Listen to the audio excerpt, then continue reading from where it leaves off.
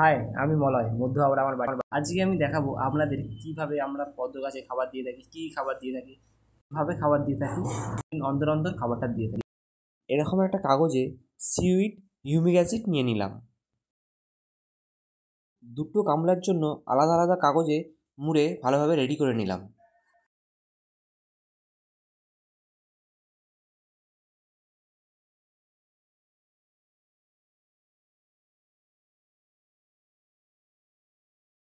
পদ্ম গাছটা যতদিন না বড় হচ্ছে ততদিন কিন্তু খাবার দেওয়া যাবে না। এখন যেমন বড় হয়েছে তখন আমি খাবার দেওয়া চালু করলাম। 15 দিন অন্তর অন্তর দিয়ে থাকি। এই গাছে প্রথমবার খাবার দেওয়া শুরু করছি।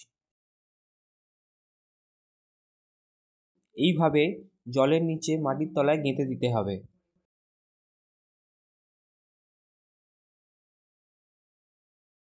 এই গামলাতেও সেমভাবে মাটির তলায় গেঁথে দিলাম।